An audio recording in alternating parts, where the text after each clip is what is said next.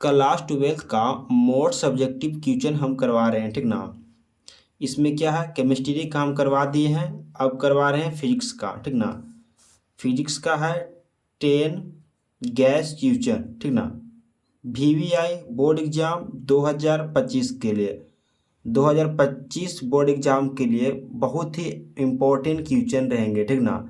तो आप लोग चैनल पर नए होंगे तो चैनल को सब्सक्राइब कर लेंगे। क्वेश्चन पहला हम करवा देते हैं, ठीक ना। ज़्यादा टाइम नहीं लेते हैं क्योंकि एग्ज़ाम बहुत ही नज़दीक है आपका।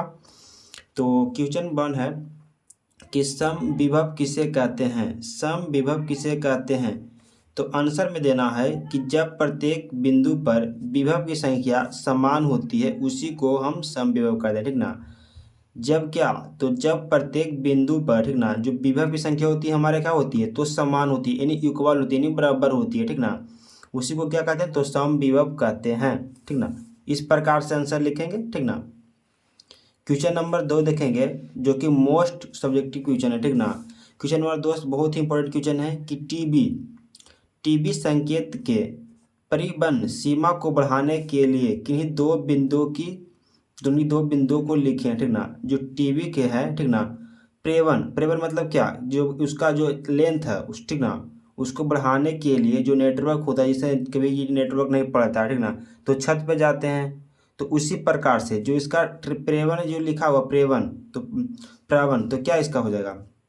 पहला आंसर देखेंगे कि टावर की ऊंचाई बढ़ाकर हमें इसको बढ़ाना है, ठीक ना। जो टीवी का संकेत है, सिग्नल है, उसको क्या, तो टावर की ऊंचाई को हम बढ़ाएंगे पहले, ठीक ना। तो उसका सिग्नल थोड़ा सा बढ़ेगा। दूसरा में एंटीना की ऊंचाई बढ़ाकर, छत पे भी जो लगा रहता है एंटीना, उसको ऊंचाई बढ़ाएंगे तो पर भी सबसे नीचे लगाएंगे तो उतना नहीं पड़ेगा। तो उसी प्रकार से, ठीक ना। तो इसे समझना क्या कि पहले टावर की ऊंचाई बढ़ाकर, दूसरा एंटीना की ऊंचाई बढ़ाकर, ये 2 पॉइंट लिख देंगे, 2 नंबर आपको मिल जाएंगे, ठीक ना। नेक्स्ट क्वेश्चन देखेंगे, क्वेश्चन नंबर देखेंगे 3। क्वेश्चन नंबर 3 है बिनाक्षी व्यतिकरण से आप क्या समझते हैं, ठीक ना। बिनाक्षी व्यतिकरण से आप क्या समझते हैं, तो लिखेंगे आंसर में कि इस बिंदु पर प्रकाश विपरीत दिशा में कला में आरोपित होता है, ठीक ना, आरोपित होता है, ठीक ना। उसी को क्या कहते हैं, तो बिनाक्षी व्यतिकरण कहते हैं। इस बिंदु पर प्रकाश विपरीत दिशा में काला आरोपित होता है, उसे बिनाक्षी व्यतिकरण कहते हैं। इतना लिखेंगे, 2 नंबर आपको मिल जाएंगे, ठीक ना। नेक्स्ट क्वेश्चन है, क्वेश्चन नंबर हम देखेंगे 4। क्वेश्चन नंबर 4 है तरंगत से आप क्या समझते हैं। तरंगत से आप क्या समझते हैं। अब बहुत ही इंपॉर्टेंट क्वेश्चन है, ठीक ना।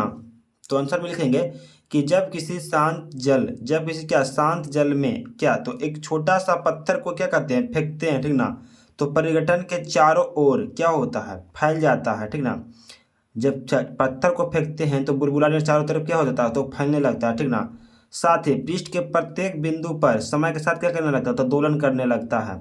उसी को क्या कहते हैं, तो तरंगात कहते हैं, ठीक ना। इसे समझना है, ठीक ना। आप लोग को याद नहीं करना है सबको, ठीक ना, सिर्फ समझना है कि जब छोटा सा पत्थर हम तालाब में फेंकते हैं तो पर्यटन के चारों ओर ये थोड़ा सा निकल लगता है, चारों ओर फैल जाता है, ठीक ना। और साथ ही समय के साथ क्या कर लगता है, दोलन करने लगता है। उसी को क्या कहते हैं, तो तरंगात कहते हैं, ठीक ना। एकदम याद आपको करना है, ठीक ना, समझना है, ठीक ना। उसके बाद अपने याद हो जाएगा। उसके बाद मन में 1-2 बार बोलना है जिससे हमको याद हो जाए, ठीक ना। और एग्जाम में हम लिख सकते हैं, ठीक ना।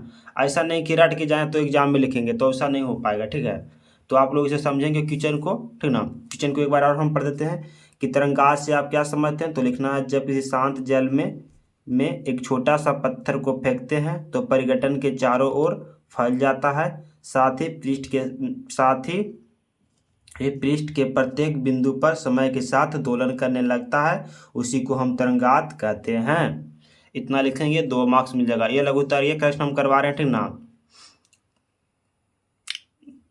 लघुत्तरीय प्रश्न करने दीर्घोत्तरीय भी प्रश्न करवाएंगे, ठीक ना। क्वेश्चन नंबर देखेंगे 5, 4 तक क्वेश्चन करवा दें। क्वेश्चन नंबर 5 देखेंगे। क्वेश्चन नंबर 5 है कि चुंबकीय के अक्षीय स्थिति से क्या समझते हैं। जो चुंबक है, ठीक ना, उसका अक्षीय स्थिति से आप क्या समझते हैं, तो क्या लिखेंगे, किसी चुंबक के चारों ओर उसका समान चुंबकीय क्षेत्र होता है। किसी चुंबक के चारों ओर उसका समान चुंबकीय क्षेत्र होता है, ठीक ना, यानी बराबर चुंबकीय क्षेत्र होता है, ठीक। जो इस क्षेत्र में चुंबक के सापेक्ष दो विशिष्ट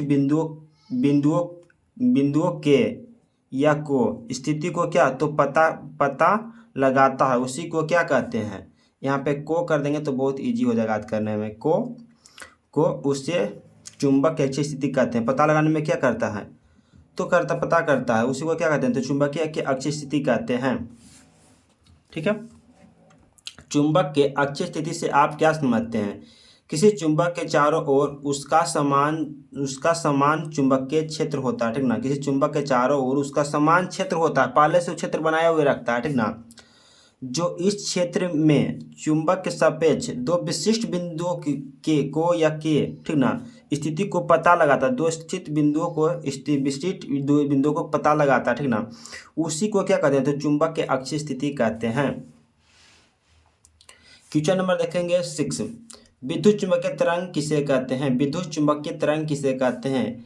विद्युत चुंबकीय तरंग ठीक ना, तो आंसर में लिखना है कि वे तरंग जिन्हें संचालित होने के लिए या करने के लिए ठीक ना किसी माध्यम की आवश्यकता नहीं होती है, उसी को हम विद्युत चुंबकीय तरंग कहते हैं। ये मोस्ट VVI क्वेश्चन है। ठीक ना, तो बहुत ही इंपॉर्टेंट क्वेश्चन है।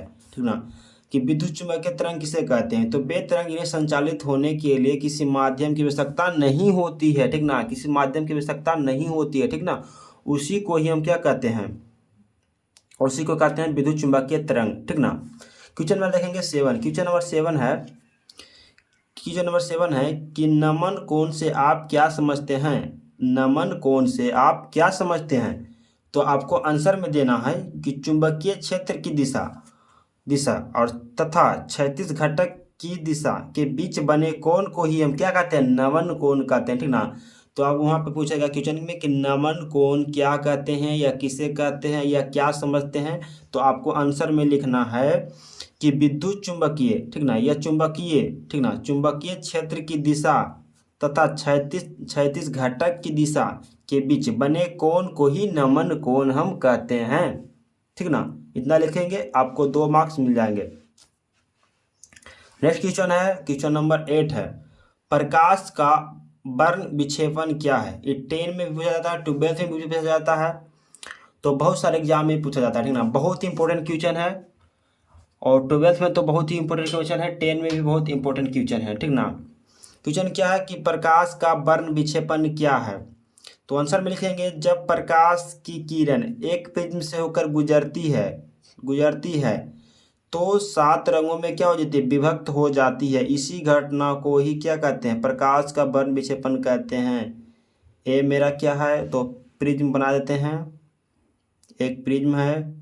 ठीक, क्या कर रहा है जब प्रकाश की किरण एक प्रिज्म से होकर गुजरती है, यहाँ से किरण आया और किसमें होकर गुजरती है तो 7 रंगों में क्या हो जाती है तो विभक्त हो जाती है, या 7 रंगों में विभक्त हो गया। 1 2 3 4 5 6 इधर 7 रंगों में क्या होती है विभक्त हो जाती है। ठीक ना, इसी घटना को क्या कहते हैं तो वर्ण विक्षेपण कहते हैं। क्वेश्चन नंबर देखेंगे 9। क्वेश्चन नंबर 9 देखेंगे कि विभव मापी के 2 उपयोग को लिखें। विभव मापी के 2 उपयोग के लिखें, तो क्या लिख सकते हैं। पहला लिखेंगे इसका उपयोग वोल्ट मीटर मापने में किया जाता है। जो विभव मापी है विभव मापी इसका उपयोग पहले में किया जाता है तो वोल्ट मीटर में किया जाता है, मापने में किया जाता है।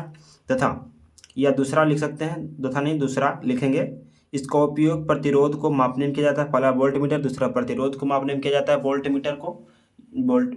प्रतिरोध को मापने में किया जाता है। ठीक ना, दूसरा वोल्ट मीटर को मापने में किया जाता है। ठीक ना, विभव मापी का। क्वेश्चन लास्ट है क्वेश्चन नंबर 10।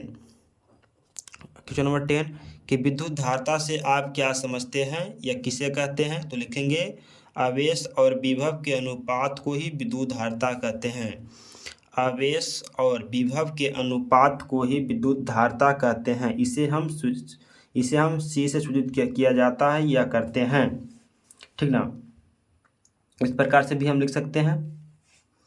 तो मिलते हैं अब नेक्स्ट वीडियो में, तब तक के लिए जय हिंद जय भारत। अगर चैनल पर नए होंगे तो चैनल को सब्सक्राइब कर लेंगे, बहुत ही ऑब्जेक्टिव इंपॉर्टेंट क्वेश्चन करवाते रहेंगे। तो अगर चैनल पर नए होंगे तो चैनल को सब्सक्राइब कर लेंगे। ठीक है, मिलते हैं नेक्स्ट वीडियो में, तब तक के लिए जय हिंद जय भारत।